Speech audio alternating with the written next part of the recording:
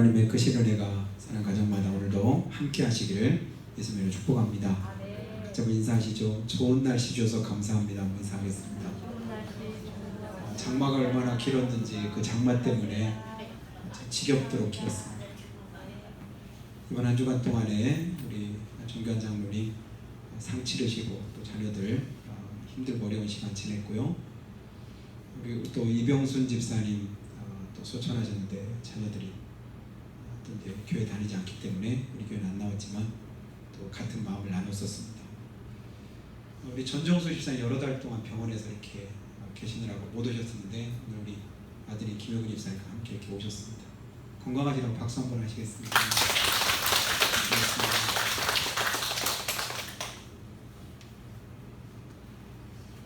여러분, 사람과 동물의 다른 점이 뭐가 있을까요? 성경에 보니까 재료는 똑같은데 하나님 뭐로 만드셨죠? 사람이나 짐승이나 똑같이 흙으로 만드셨습니다. 근데 사람과 동물의 가장 큰 차이점은 동물에게 없는 그런 영혼이 사람에게 있다는 거죠. 그리고 일반적인 그런 특징들을 또 가만히 보면 차이점들이 있는 걸 봅니다. 동물과 사람의 차이점 잠깐만 생각해 보죠. 뭐가 다를까요? 물어보면 다 어려운 것 같아요. 시험 문제가 다 어렵죠? 사람은 옷을 입고 다니는데 동물들은 옷을 안 입고 다니는데요. 이런 분 혹시 안 계신가요? 그 말은 틀렸습니다. 요즘에는요, 개나 고양이도 옷 입고 다니는 거 여러분 보시죠? 동물원 가면 원숭이들도 옷을 이렇게 입혀놓고 고릴라도 옷 입혀놓고 쇼하는 거 그런 것도 봅니다. 또 어떤 사람은 그래도 사람은 신발 신고 다니는데 동물들은 안 신고 다니잖아요. 이것도 틀립니다. 요즘에 애완견들 보면요, 사람보다 더 이쁜 신발 신겨가지고 아장아장 걷게 하고, 차도 사람은 트럭 뒤에 타고서 어떤 때 비 맞고 간대. 진짜 팔자 좋은 개들은요, 뚜껑 열리는 차 타고 뒤에서 이렇게 바람 쐬면서 그러고 다닙니다. 또 어느 때 보면 사람은 맨발로 이렇게 다니는 원주민들이 지금도 이렇게 정글 속에 사는 사람들이 있잖아요. 근데 동물들과 이렇게 바뀌어진 그런 부분들도 있어요. 이건 차이 나지 않을까? 그 사람은 때 되면 머리도 깎고 이발도 하는데요, 천만에요. 동물들요, 개나 고양이 이발 한번 시켜주려면 사람보다 훨씬 더 비쌉니다. 근데 가만히 여러 가지 이제 차이점들을 이렇게 보니까 다른 것이 한 가지 이런 게 있는데 제가 이 얘기를 한번 하고 싶습니다. 어느 날 우리 슬기가 우리 개를 보고 이런 말이에요. 아빠, 우리 개가 말을 할 수 있으면 어떨까? 이렇게 물어보는 거예요. 개가 말을 할 수 있으면 어떨까요? 제가 정색을 했습니다. 야, 그건 좀 아닌 것 같다. 왜 때려? 그러면서 만약에 이제 어느 때는 걔가 미운 짓을 할 수도 있잖아요. 한번 때리면 걔가 말을 해가지고 왜 때리냐고 하면 여러분 어떨 것 같아요? 그냥 깨갱하는 거 하고 왜 때려 하고 하는 거랑 좀 다르지 않겠어요? 전에 세상에 이런 일이 보니까 말 그 흉내내는 것 때문에 사실은 말하는 게 아니라 흉내내는 어떤 닭이 있어요. 어떤 주인이 닭을 잡으려고 이렇게 잡으니까 소리가 뭐냐면 안 돼! 안 돼! 안 돼! 근데 소리가 꼭 그렇게 내려고 해서 낸 건지 몰라도 그 닭이 안 돼! 안 돼! 해가지고 그 닭을 안 잡고 다른 닭을 잡아먹었답니다. 그게 TV도 여러 번 나오더라고요. 여러 가지 많은 차이점들이 있지만 특히 한번 말의 차이가 동물과 이렇게 크게 나지 않나 그 생각을 한번 해보면서 여기에 중점적으로 한번 생각을 해보려고 합니다. 말. 여러분, 사람은 대부분 말을 주고받는 의사를 소통하죠. 동물들 가운데도 자기들 나름대로 신호하고 어떤 그런 이제 단순한 어떤 신호는 주고받을지 몰라도 우리처럼 이렇게 자유스럽게 말은 못하지요. 그런데요, 대부분 사람들이 이제 말하는 내용이나 주제를 보면 그 사람이 어떤 사람인가 어느 정도 가늠해 볼 수 있습니다. 가만히 있을 때 모습하고 말을 할 때 그 사람의 이제 진짜 인격적인 모습이 크게 차이가 나는 걸 봅니다. 어느 때 보니까 TV에서 조금 우스운 코미디 프로인데 거기에 어떤 임금님이 나와요. 임금님이 이렇게 나오는데 그 임금님은 목소리가 대부분 임금님들이 어떤 목소리를 내죠? 그러니까 신하들을 부를 때 뭐라고 어떻게 무슨 소리로 냅니까? 여보라. 그러면서 약간 중적으로 목소리를 깔아가지고 임금님처럼 말하잖아요. 여보라. 그러면서 얘기하는데 이 임금님 뭐냐면 여보라 너희들 뭐하냐?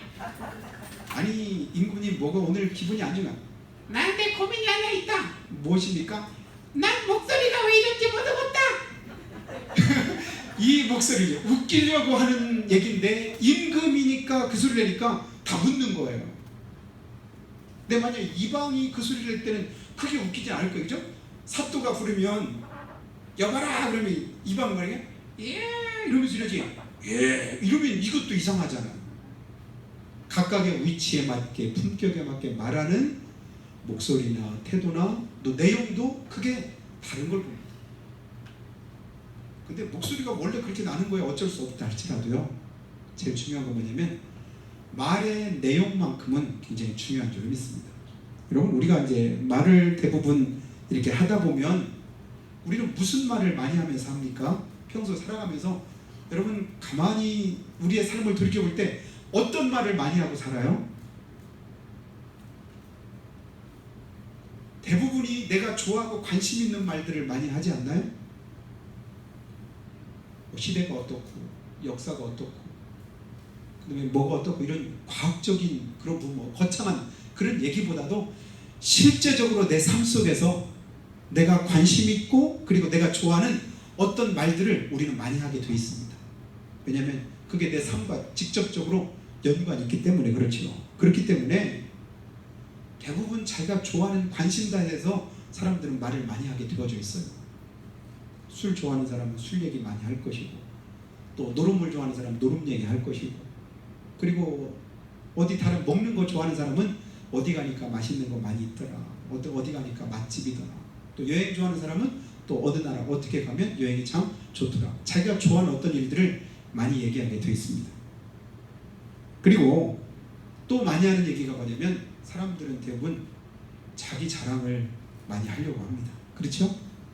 그러니까 내가 드러내고 싶은 거, 내가 가지고 있는 거, 내가 성공하는 거, 그리고 내가 누리고 있는 거, 여러 이런 일들에 대해서 사람들이 또 많이 얘기합니다.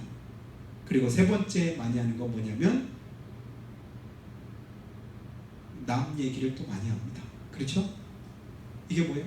남 얘기할 때 그 사람은 참 진짜 훌륭한 사람, 그 사람은 진짜 칭찬받아 마땅해, 그런 사람 진짜 상 주면 좋겠어, 나도 그런 사람처럼 되고 싶어, 이런 얘기가 10개 중에 한두 개라고 한다면 나머지는 사실은 무슨 얘기가 많아요? 사실은 흉보고 흠잡는 얘기가 대부분이 많을 겁니다. 뭐 안 그런 척해도 사실은 그렇지요. 왜냐면 누구는 그렇더라, 뭐는 그렇더라, 어쩐지 하면서 은근히 뭐예요? 흉보고 모함하고 은근히 다른 사람들을 깎아내리는 그런 얘기들을 우리가 흔히 많이 하면서 살아갑니다. 이게 일반적인 사람들의 그런 살아가는 삶의 모습들입니다. 그런데 그렇다면 예수 믿는 우리는, 하나님의 자녀인 우리는 어떤 말들을 많이 하며 살아가고 있는가 한번 생각하는 시간을 가졌으면 좋겠습니다. 왜 그럴까요? 그것이 내 영적인 수준과 내 삶의 수준을 충분히 반영을 하고 있다고 믿기 때문에 그렇습니다. 여러분의 말에 하나님의 은혜가 날마다 함께 묻어나기를 주님으로 축복합니다. 어떤 목사님이 그런 얘기를 합니다. 우리 교회는 예수님 얘기로 가득한 교회입니다. 이렇게 얘기하는 소리를 오래전에 한번 들어봤습니다. 자기 교회는 무슨 얘기가 가득하대요? 예수님 얘기가 가득하다. 우리 교회도 그런 줄로 믿습니다. 그래? 우리 교회는 예수님 얘기로 가득합니다. 그렇다라고 할 때 그러면 과연 지금 우리 교회는 무슨 얘기로 더 많이 가득할까? 그냥 어떤 주제를 가지고 얘기할 때 말고 흉엄물 없이 부담 없이 그냥 막 얘기해 주고받는 그런 시간에 어떤 얘기를 주로 많이 할까? 여러분, 그 얘기가 진짜 자기 속에 있는 진솔한 얘기일 수 있잖아요. 남 의식하지 않고 나도 모르게 나오는 그 한마디가 어떤 면에서는 자기 속에 있는 그 진실한 고백일 수도 있습니다. 마을의 관이나 어떤 모임이나 또 어떤 이제 교인들과의 그런 관계 속에서 여러 많은 이야기들, 무슨 얘기를 주로 많이 할까? 때로는 궁금할 때도 있는데요. 가끔 들려주는 얘기들로 보면 충분히 가늠해지기도 합니다. 여러분, 할 수만 있는 대로 내가 하는 그 말이 내 인격과 수준을 결정하는 것처럼 교회 다니는 우리가 하는 말은요, 우리 교회의 수준뿐만 아니라 예수 믿는 사람들의 그런 수준과 격을 다른 사람들에게 그대로 보여줄 수 있습니다. 아, 예수 믿는 사람은 저렇게 말하는구나. 예수 믿는 사람은 저렇게 생각하는구나. 예수 믿는 사람들은 저렇게 행동하는구나. 우리는 늘 이 의식을 가지고 살아야 됩니다. 우리는 그냥 가정 안에서만 있을 때는 내가 가정의 대표지요. 마을에 있을 때는 마을의 구성원으로서의 내 자신이 그 마을에, 그 동네 사람, 그 지역 사람, 홍성 사람, 이렇게 이제 그 나라 사람, 점점 범위가 넓어져 갈수록 그 내가 속해 있는 지역을 대표하게 되어 있습니다. 예수 믿는 사람, 교회 다니는 사람, 여러분 예수님을 대표하고 교회를 대표할 수 있다는 사실을 우리가 생각하면서 조심스럽게 그렇게 살아가는 그런 삶의 모습도 되었으면 좋겠다 하는 생각을 가집니다. 오늘 말씀해 보니까 다윗이 하나님 앞에 고백한 그런 이제 고백이 오늘 시편 34편인데요. 여러분 성경에 보면 가로치고 위에다가 제목처럼 이렇게 써놓은 게 이렇게 써 있을 겁니다. 다윗이 아비멜렉 앞에서 미친 채 하다가 쫓겨나서 지은 시. 여러분 어떤 상황인가 아시죠? 다윗이 아비멜렉 블레셋이라는 나라에 사울에게 쫓겨서 자기 나라에 있을 수 없어서 블레셋까지 망명 가서 거기서 숨어 지내고 있는데 그 신하들한테 발각이 된 거예요. 저가 바로 저 이스라엘 나라에 다윗이라고 하는 그 장군입니다. 꼼짝없이 죽을 상황이 됐습니다. 그때 어떻게 했나요? 여러분 아시죠?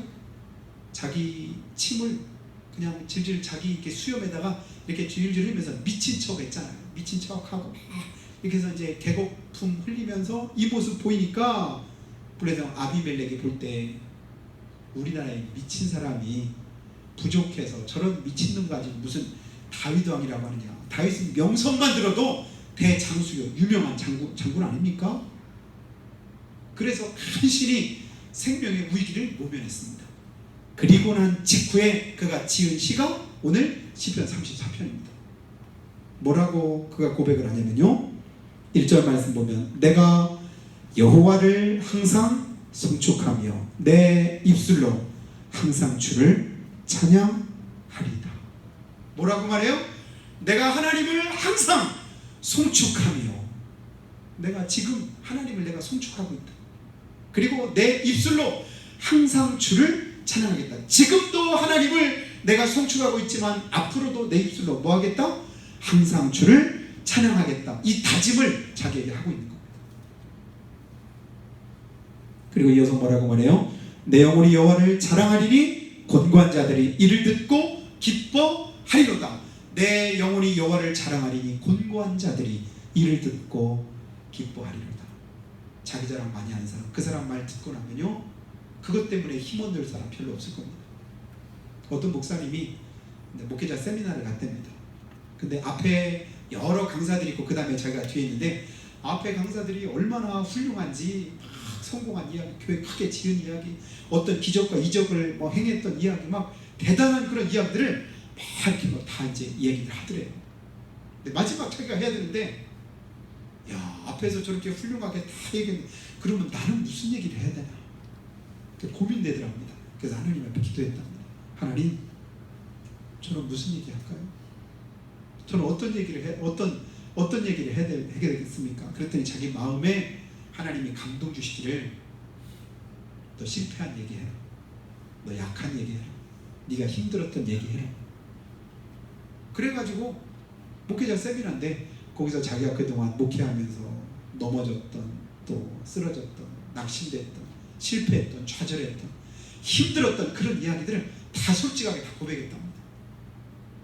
그런데 그것으로 그친 게 아니라 그 과정들을 거쳐서 지금 이제는 어때요? 이제 그 과정을 다 지나왔다는 이야기거든. 그랬더니 다 세미나 끝나고 나니까 여러 많은 사람들이 그 이전까지는 그렇게 성공하고 훌륭하고 대단한 어떤 역사를 일으켰다고 말하던 강사들이 얘기할 때는 얼굴이 다들 어둡고 그냥 주눅들어 있었는데 마지막 자기 세미나 강의를 듣고 나서는 얼굴들이 환하게 펴지더라고요.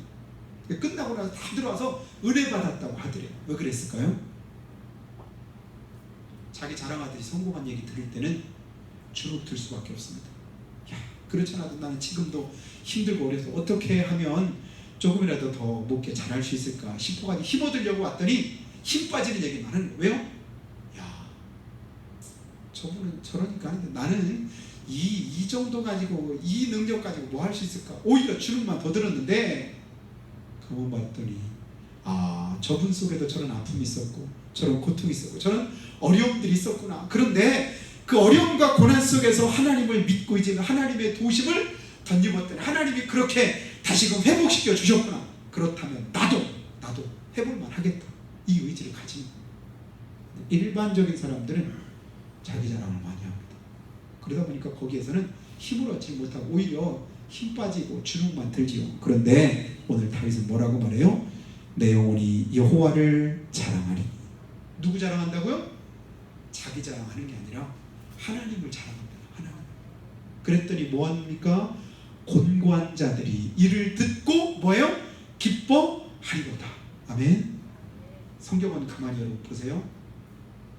실패한 사람들의 이야기입니다. 낙심된 사람들의 이야기입니다. 넘어진 사람들의 얘기입니다. 좌절되었던 사람들의 얘기입니다. 예수님의 제자들요 볼품없지요. 보잘것없지요. 수제자였던 베드로조차도 예수님을 모른다고 3번씩 부인도 하고 저주도 하고 한두 번 그냥 넘어지고 자빠졌던 게 아닙니다.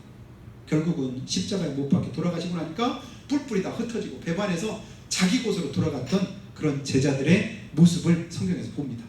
근데 거기서 끝난 것이 아니라 다시금 부활하신 주님 만나고 그들이 일어서더라.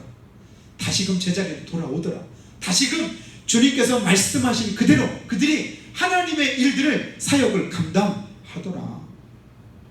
다윗같이 훌륭한 사람도 모세같이 대단한 사람도 아브라함 같은 믿음의 그런 조상도 넘어지던 때가 있었더라. 우리 같은 모습을 가질 때가 있더라. 엘리야같이 그런 그 큰 능력을 행하던 하늘에서 불을 내리고 3년 6개월 동안 비가 오지 않게도 하고 오게도 할 만큼 그 큰 대단한 능력을 해했던 엘리야도 한순간에 넘어지는 때가 있더라. 아멘. 그런데 성경은 엘리야도 우리와 성정이 같은 자로되 우리랑 똑같은 사람이라고 말하잖아요. 차이점은 뭘까요? 얼만큼 살아계신 하나님을 의지하느냐, 얼만큼 살아계신 하나님 앞에 자기 삶을 온전히 드리느냐, 이게 차이점이었습니다. 그러면 오늘 우리도 주님 앞에 내 삶을 드리면, 주님을 의지하면, 하나님의 은혜를 던지면 우리에게도 동일한 그런 은혜와 능력이 나타날 수 있겠다. 이게 성경이 우리에게 주는 교훈이라. 그래서 다윗은 자기 안에도 연약함이 있고 부족함도 있고 모자람도 있었지만 그럼에도 하나님은 그를 향해서 뭐라고 말씀해요? 너는 내 마음에 합한 자다. 주님이 그렇게 여겨주시잖아요. 흠이 없어서 그랬습니까? 실패를 안 해서 그랬나요? 살인교사죄도 짓고 간음죄도 짓고 하나님 앞에 그 범죄함에서 수만 명이 온역으로 죽게도 만드는 그런 이제 원인도 제공했던 사람이 다윗이었습니다. 그러나 다윗은 거기서 그치지 않았습니다. 다시 일어섰습니다. 회개했습니다. 하나님의 은혜를 구했습니다. 그리고 오늘도 이렇게 고백합니다. 내 영혼이 여호와를 자랑하리니 곤고한 자들이 이를 듣고 기뻐하리로다. 여러분, 이 모습이, 이 삶이 저 여러분에게도 함께하기를 축복합니다. 그래서 내 말을 누구니가 들으면 힘 빠지는 게 아니라, 내 말을 들으면 좌절하는 게 아니라, 내 말을 듣고 나면 상처가 되는 게 아니라, 내가 한 그 말이 누군가에게 힘이 되고 위로가 되고 격려가 되고 새로운 능력을 덧입으시는 그런 삶의 모습이 되기를 예수님을 축원합니다. 그 삶 얼마나 축복될까요? 말마다 상처가 되고 말마다 시험이 되고 말마다 그것이 은혜가 안 되는 그런 삶의 모습이라고 한다면 얼마나 안타깝습니까? 다윗은 내가 여호와를 항상 송축하고 그를 송축함이 내 입에 계속 하리로다. 미국의 어떤 목사님이요, 다른 사람이 가지지 않은 희한한 한 권의 책을 가지고 있답니다. 그 책 제목이 뭐냐면 거기 보니까요, 교인 불평록. 뭐라고요? 제목이 교인 불평록. 그러니까 자기 교회 교인들이 불평하는 걸 기록하는 불평록이라고 하는 책을 하나 그가 가지고 있답니다. 목회하다 보면 여러 많은 교인들이 있잖아요. 어느 때 교인들이 찾아와서 목사님 누구누구는요 어쩌고 저쩌고 막 그 얘기를 하려고 한답니다.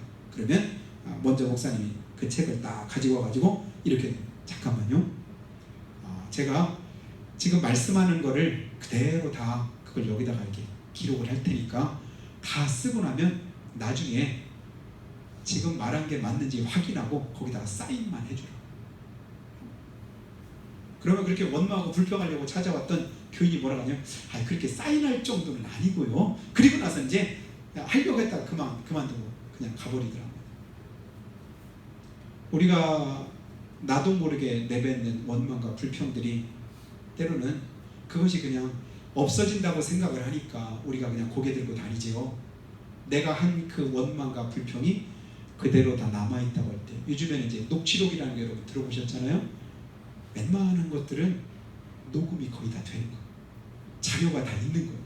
화면에 다 찍히는 거예요. 그래가지고 대부분 이제 사람들이 했던 말이 아니 그렇게 한 그 말이 어떻게 그렇게까지 다 나올까? 그러면 이제 그게 드러나기 전까지는 아무 문제가 안 되는데 드러나고 나니까 고개도 못 드는 그런 결과들을 우리가 많이 보게 됩니다.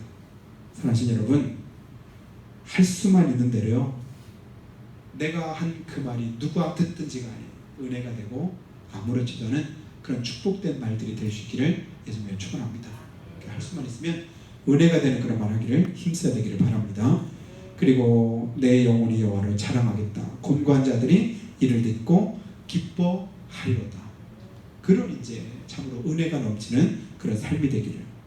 그래서 자기를 자랑하는 사람들의 이야기를 들으면 사람들이, 곤고한 사람들이 더 크게 절망하고 낙심하지요. 슬퍼하고 희망도 없다고 느끼게 만들어지기도 합니다. 그러나 다윗은 계속해서 뭐라고 말씀하냐면요, 4절 말씀 갑니다. 내가 여호와께 간구하매 내게 응답하시고 내 모든 두려움에서 나를 건지셨도다. 여러분, 수많은 고난과 어려움들을 우리가 삶에서 겪지만 다윗이 이스라엘에서 가장 성군으로 지금도 존경받고 또 이스라엘 백성들로부터 추앙을 받고 있지만, 그러나 다윗같이 고난을 많이 당한 사람도 흔치 않습니다. 되어진 결과를 보면 그가 부럽지만, 그러나 그 과정들을 똑같이 겪고 나서 그 자리에 서게 된다고 할 때 그 과정은 결코 쉽지 않은 것을 우리는 보게 됩니다. 근데 그 모든 과정들을 다윗은 어떻게 이겼을까요? 여호와께 간구하며 내게 응답하시고 그 모든 두려움에서 나를 건지셨도다. 그래서 사망의 음침한 골짜기를 지나는 것 같은 그런 이제 어려움도 있었고, 원수의 목전에 있는 것 같은 그런 아픔도 그가 겪었었지만, 그러나 하나님 항상 전화위복되게 하셨습니다. 어떻게 해요? 내가 여호와께 부르짖으며 내가 여호와께 간구하며. 여러분, 기도로 이기는 삶을 사시기를 주님의 축복합니다. 힘들 때, 어려울 때, 어느 상황 속에서든 하나님 앞에 기도하시기 바랍니다. 그러면 길이 열립니다. 하나님의 도우심이 함께 하십니다. 새롭게 하십니다. 은혜를 덧입혀 주십니다. 다윗은 그렇게 했습니다. 그리고 또 뭐라고 말하냐면요, 여호와의 사자가 주를 경외하는 자를 둘러 진치고 저희를 건지시는도다. 8절에는 뭐라고 말하냐면요, 그러면서 너희는 여호와의 선하심을 맛보아 알지어다. 뭘 알라고요? 하나님의 선하심을 맛보고 알아라.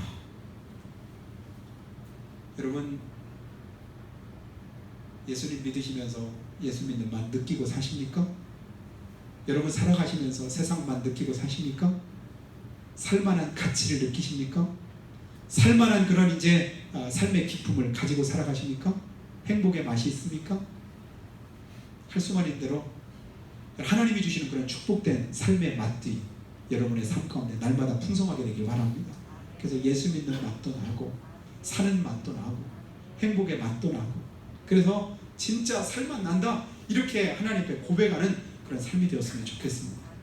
다윗은 계속해서 하나님 앞에 너희는 여호와의 선하심을 맛보아 알지어다. 이게 무슨 맛일까요?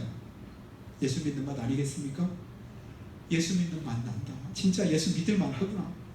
예수 믿는 게 이런 거구나. 하나님을 믿고 의지하고 하나님 앞에 기도하는 게 이런 거구나. 기도했더니, 부르셨더니, 간구했더니 하나님이 이런 은혜와 이런 축복을 내게 주시는 거예요. 그 맛이 날마다 새롭게 느껴지고 그 맛이 나를 통해서 다른 누군가에게도 느껴질 수 있는 그런 삶이 되기를 바랍니다. 그렇게 기도하고 그렇게 하나님 앞에 고백하고 난 이후에 9절에 뭐라고 말하냐면요, 너희 성도들아 여호와를 경외하라.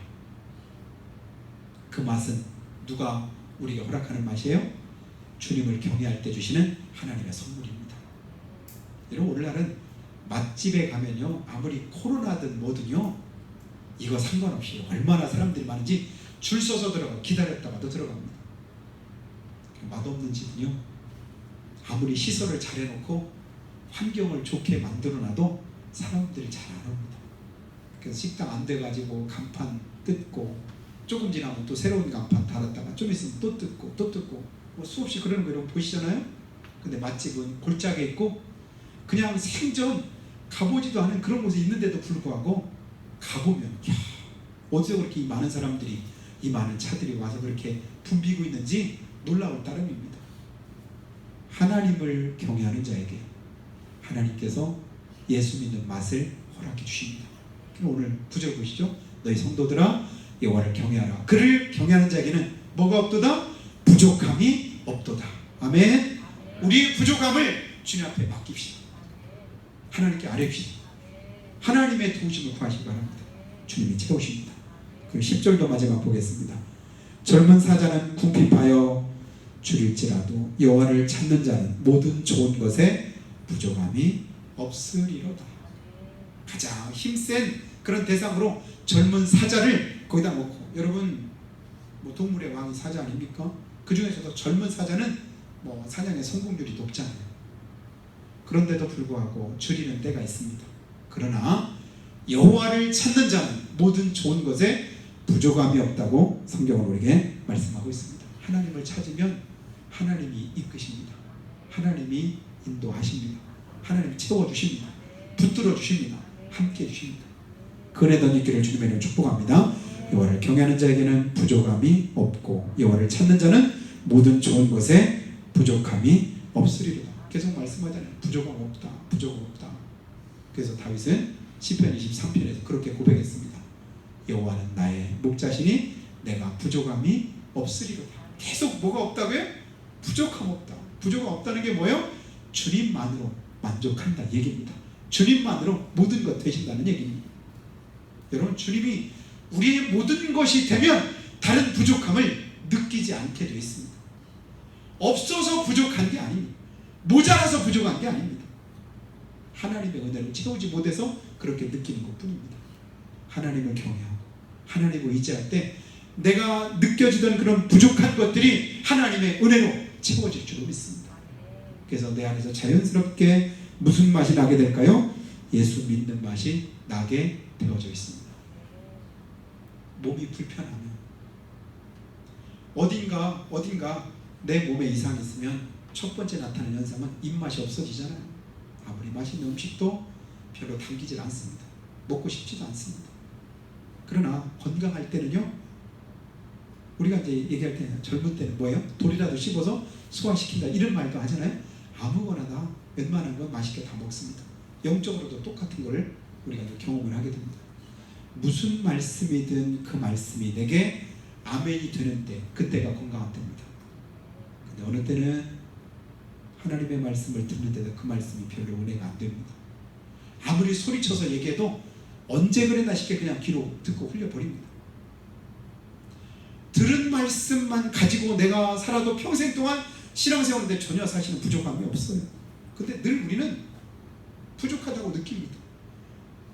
내가 지금 알고 있는 하나님의 말씀만 가지고 살아도 얼마든지 신앙생활 충분히 잘할 수 있는데 모르는 것처럼, 하나님의 말씀을 몰라서 못하는 것처럼 그렇게 그냥 우리가 신앙생활에 온전히 헌신하지 못하는 그런 삶의 모습들도 많이 있는 거 봅니다. 여러분, 우리가 신앙생활을 몰라서 못합니까? 아는데도 순종하지 못해서 못하지요. 믿음 없어서 못하지. 알고 있는 그대로 하나님의 말씀 그대로 우리가 그 말씀 따라서 하나님 말씀하신 그대로 순종하며 나아갈 때 하나님의 은혜가 우리의 삶 속에서 드러나게 될 줄로 믿습니다. 그 길이 오늘 다윗이 말한 것처럼 고되고 힘들고 어렵다 할지라도 믿음으로 지나고 나면 그 모든 것 하나님이 충분히 보상하시고도 남음이 있습니다. 남자들이 무슨 얘기 제일 많이 한다고요? 군에 갔다 온 얘기 제일 많이 한다고 하잖아요. 이유가 뭘까요? 그만큼 자기 삶에서 고생됐던 때가 없었기 때문에 그렇습니다. 제일 고통스럽고 힘들었던 그때 얘기를 많이 하게 되어 있습니다. 마찬가지로 여자들 무슨 얘기 많이 한다고요? 아이 낳을 때 얘기 많이 한다고 하잖아요. 왜냐하면 그때 왜냐하면 죽다 살아났거든요. 마찬가지로 우리가 예수님 얘기를 자주 해야 되는 이유는 뭐냐면 나 같은 죄인이 지옥 갈 내가 천국 가게 됐다. 하나님이 나를 그냥 버려뒀더라면 내가 죽고 말 텐데 주님께서 나를 대신해 십자가에 죽으시고 내가 다시금 산자가 됐다. 결론은 한 가지더라고요. 죽다 살았다. 죽을 만큼 힘들고 어려웠었는데 다시 지나고 나서 극복하게 되었다. 근데 지금도 여전히 그만큼 힘들고 어렵다면 그 얘기 하기도 싫겠지요. 근데 지나갔다는 얘기입니다. 이겼다는 얘기입니다.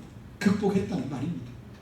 여러분, 주님의 은혜를 다시 한번 깨닫고 죽었다가 내가 살았고 멸망받아 마땅한 내가 지옥 가야 될 내가 하나님의 은혜로 천국 가게 되었고 하나님의 자녀가 되었음에 감사하면서 하나님 앞에 영광 돌리는 여러분의 삶이 되시기를 주님으로 축복합니다.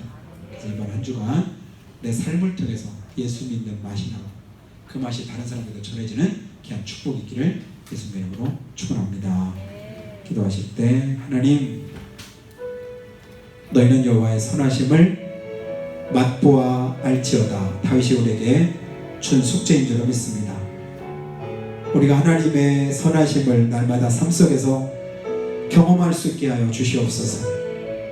그리고 그 말씀 따라 믿음 따라 행할 때 하나님의 은혜가 내 속에 다시금 깨달아지도록 경험될 수 있도록 주님께서 도와주시라고 무슨 일이든지 하나님 믿고 의지하며 어떤 고난과 어려움 속에서도 낙심하거나 좌절하지 않고 부르짖어 기도함으로 하나님 앞에 응답받기 원합니다. 그래서 지나고 났더니 견디고 났더니 그리고 이기고 났더니 하나님이 이렇게 하셨다고 내가 쫓기고 그리고 더 이상 갈 곳이 없어서 여기가 막다른 곳인가 싶어 돌아봤더니 하나님께서 나를 광활한 곳에 세우셨다고 또 다윗은 고백합니다. 사망의 엄침한 골짜기를 지날지라도 해받을 것을 두려워하지 않고 주님을 의지했던 다윗이었습니다. 그리고 원수의 목전에서 꼼짝없이 죽었다고 그렇게 생각했는데 그 속에서도 상 주시는 우리 하나님을 경험했던 다윗이었습니다. 오늘 예수 믿고 어떤 경험들을 어떤 맛을 느끼면서 살고 있습니까? 지금까지 살아온 삶 하나님의 은혜였음을 고백하고 앞으로도 무슨 일을 만나든지 우리 하나님의 은혜 안에서 믿음으로 승리하는 복된 삶이 되도록 축복해 주시라고 무엇보다도 내 입술을 지켜주시고 그런 내 입에서 나오는 말들이 하나님의 은혜를 나타내고 주님을 증거하는 축복된 말 믿음의 말이 될 수 있도록 도와주시옵기를 한 목소리로 고백하며 잠깐 기도하겠습니다. 거룩하신 우리 아버지 하나님 은혜를 감사합니다. 주님 앞에 설 때마다 연약하고